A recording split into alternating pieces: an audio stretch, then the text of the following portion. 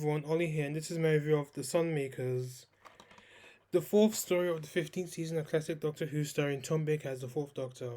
The Sunmakers is the 95th story overall, it's 4 parts long, and is written by Robert Holmes. So now we're basically halfway through the Tom Baker era. Yikes. So the plot of The Sunmakers is as follows. The TARDIS, along with the Doctor, Leela, and Kanan, arrives on Pluto in the distant future. The time travelers discover that the planet has a breathable atmosphere and enjoys heat from 6 small suns. But small humans, but the humans who live there are taxed and exploited heavily for their privilege. When Leela is captured and sentenced to death, the Doctor must save his companion, as well as stopping the ruthless company before it's too late. So that is the plot of the Sunmakers. Sunmakers, mwah. What an amazing story! I absolutely love it. Of all the 42 stories in the Tom Baker era, The Sunmakers is my absolute favorite, and has been my absolute favorite since I was 9 years old. And I also do think that The Sunmakers is one of Tom Baker's most underrated and unsung stories as well. It's flipping amazing. I really think the story's production was fairly good. The sets were good, somewhat futuristic for the 1970s, and I loved how Pluto was represented by using the rooftops of the BBC television centre. The scripts were good, as expected from Robert Holmes, and the direction by Pennant Roberts was very good. I probably think that this is one of his best directions for the show, and I think the plot of The Sunmakers is great as well. I mean, I like the anti-tax message of the story and the satirization of taxes, and I think it's funny that Robert Holmes actually wrote this story because he hated doing his taxes, and it actually holds up to this very day, despite the fact that this story actually aired all the way back in 1977. In regards and how it's pretty much it aged well over time is because it pretty much says how taxes are pretty much being used, are being exploited, and taking more money out of the poor to benefit the mega corporations slash the government to basically fill their own pockets. And it's also funny because Robert Holmes wrote this, and he was a member of the Conservative Party back in the day, and he supported Margaret Thatcher, and as we all know how awful Thatcher was when she was a prime minister.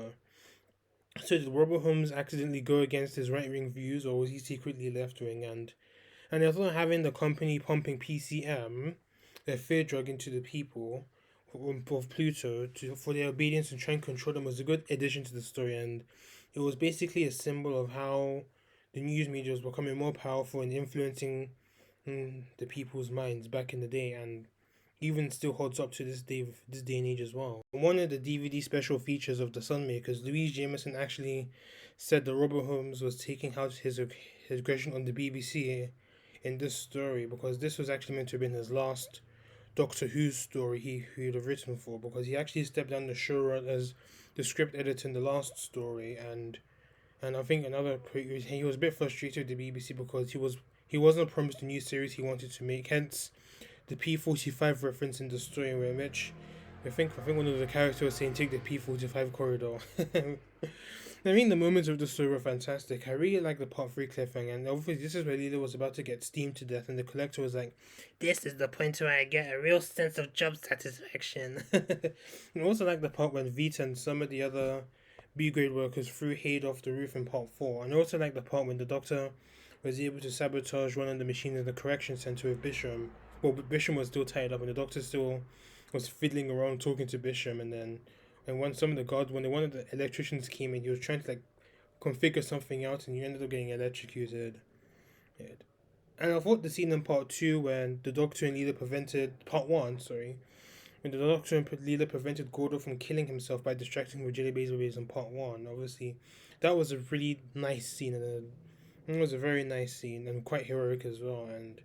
And I really like the scenes of the revolution as well, especially from Gordo, Mandrel, Bishop, and Co. They're all very good. And I also liked how Mom pretty much had to join the revolution because she knew that her side was going to lose, and rather than to just surrendering, she just decided to just give in and join the revolution, and that was pretty cool. So, on to the performances of this story, and I thought they were excellent. Tom Baker was amazing in the story, and I loved the bit when the Doctor and Leela and Gordo were trying to escape from Haid, and Leela assumes that everyone runs from the taxman, and the Doctor pointed out that Gordo actually agrees. I think this is probably one of the other memorable parts of the story as well. I also like the bits in the TARDIS when he was playing chess with Kanan, and then he was getting frustrated that Kanan was beating him and was trying to like shove him. Obviously, when they got back to the TARDIS, I think Kanan was still beating the Doctor, and the Doctor just intentionally caused the TARDIS to tilt and knocking off the chess pieces and the chessboard. That was pretty funny. I think Tom Baker did some very good comedy in this story, and I liked how he balanced it out with the serious aspects as well. And then I also liked his confrontation with the Collector in the final few moments of Part 4. Obviously, when Leela was electrocuted or when they entered like the Collector's room or something. I think Louise Jameson was great in the story as well, and I actually do believe that this is her best performance as Leela. And I think Jameson would probably agree with me because she actually said that The Sunmakers is actually her favorite story ever. Because I think one of the reason it was because she was separated from the Doctor for most of the story, and this was because Robert Holmes was aware of the fact that Tom Baker and Louise Jameson weren't actually getting along on set. So I think Leela did great on her run. I loved how she was able to. I like the scene in part two when she found out that the Doctor was captured and was put in the correction center. She was trying to get Mandrel's men to come with her to rescue the Doctor, but then they wouldn't agree to it because obviously there were armed guard there, so it just retreated there. So Gordo was able to come with her to try and rescue the Doctor, and along with K9 as well. But then they found out that the Doctor had actually been released, so they freed Bisham as well. So that was a pretty cool scene for Leela. And obviously, I liked how Leela and K9 were interacting with each other in the story. They were very. It was a very. I mean, obviously, like a human and a dog aspect is a very cool, and obviously, like the bit, and obviously, she does really care for K9, and he does care for her as well. And also, like the bit when K9 actually took out the guards, he was asking when Kanan was asking Leela, "Did I do good? Did I do good?" And Leela was like, "Yes, do you want a biscuit?" And Kanan was like, "Woo!" I honestly forgot that K9 actually does make certain expressions, and that was pretty cool as well. Kanan was good in this story, and I think he was utilized very well utilized for his first proper TARDIS outing. Kanan actually dishes some damage against the guards, and I liked how Kanan was able to blast the valve in the vents the doctor can be able to get into the steam room to save Leela before she gets steamed to death. Yeah, so I obviously liked how K9 volunteered and how when K9 was about to do it, the doctor was like talking to K9, was like saying, pretty much trying to say how much he cares for K9, and then K9 was like, "Please don't embarrass me for your concern. I know what I'm doing."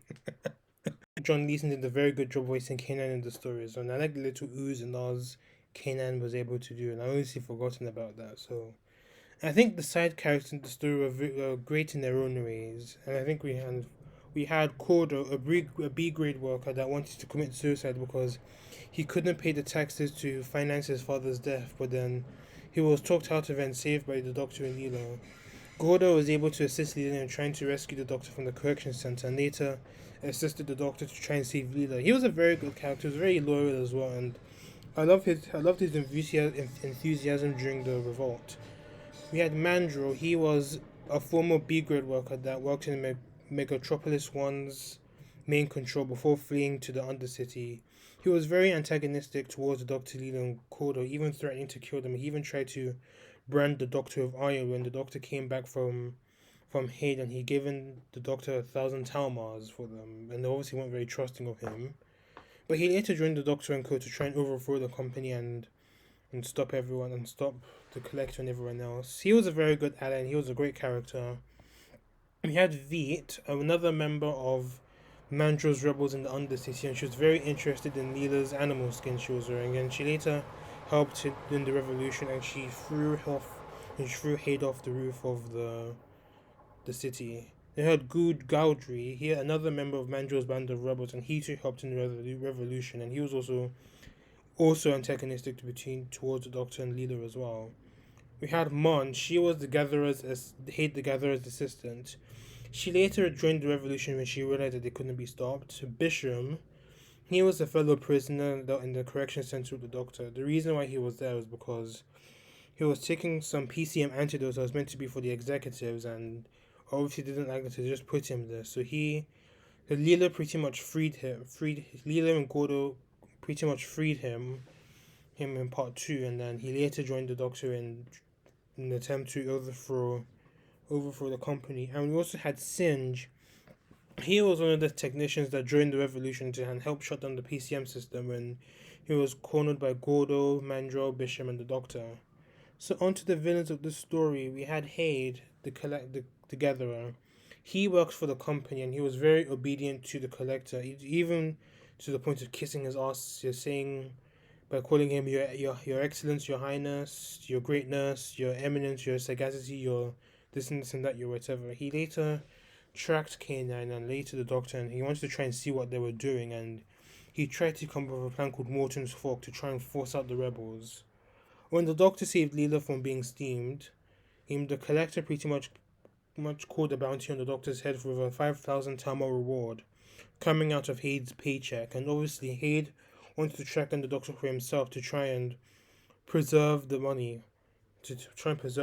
but he also fell for a video loop that the Doctor had actually put out to trap him, and then he was later thrown off the roof. I think he was a very comedic, theatrical villain. His constant ass kissing of the collector pretty much made him more funny and less dastardly than the collector. And we have the collector, an Assyrian that saw operations on Pluto. He pretty much got off on people getting steamed to death. I think he even got his office under the steam room when he was looking very forward to Leela's death, and he put hard and unfair taxes on humans after getting them out of a very unsuitable earth and pretty much taxed them for the littlest things like breathing and stuff like that and constantly fed them fear drugs. And obviously, when Leela's execution failed, he even ordered for people to work overtime with no pay. That's how wicked this guy was. And when all seemed lost, he was going to poison the entire city, killing everyone, even the ones that were very loyal to him, because he knew that the revolution was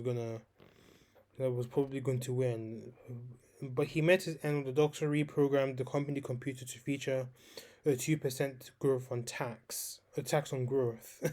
Unable to handle it, he pretty much had to revert to his true form, seaweed. And the Doctor was like, "Would you take orders from seaweed or something like that?" And they pretty much just put a plug in the chair where he was. So he was a very dastardly and a very evil villain. And it's been a while since we've seen a humanoid villain that caused so much pain and suffering towards humans. I think even on the TV tropes website, he even put him on the had a complete monster, and those are like mainly one of villains that are so evil they don't have any redeeming qualities whatsoever. So yeah, that's it. So I do have some slight criticisms of the story, but it's mainly overlooked. It does have a teensy drag, but it's not as bad as other stories. It's still very enjoyable, but it did actually hold me out throughout the story.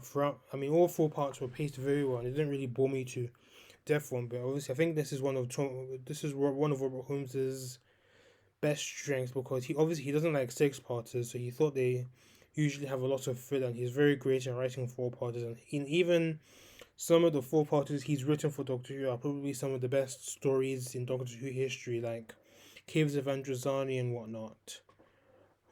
And I think there is a bit of a plot hole I noticed.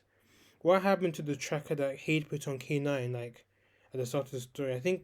A possible explanation that he probably abandoned that tracker to follow the Doctor instead, but maybe this was probably one of his weaknesses, but K9 was with Leela, Gordo, and Ambition. He could have easily tracked K9 and probably gonna gotten he would have gotten the guards to like sneak up on them and defeat them instantly.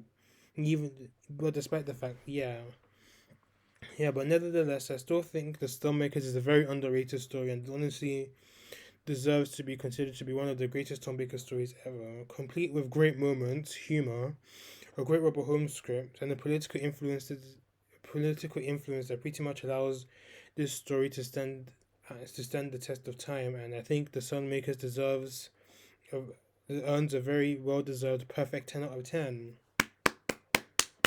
I honestly adore the story. I definitely think that I recommend in this story to other Whovians, as not just Genesis of the Daleks and whatnot. I think this story is pretty good as well. So my next review would be Underworld, a not so popular story in the Tom Baker era, and it's very easy to see why. So stay tuned for that. Thank you for watching this review. Please let me know what you thought of the Sunmakers and this review itself. Also, please subscribe to this channel if you haven't done so already, and join my Discord server if you want to do so. Until then, See you later.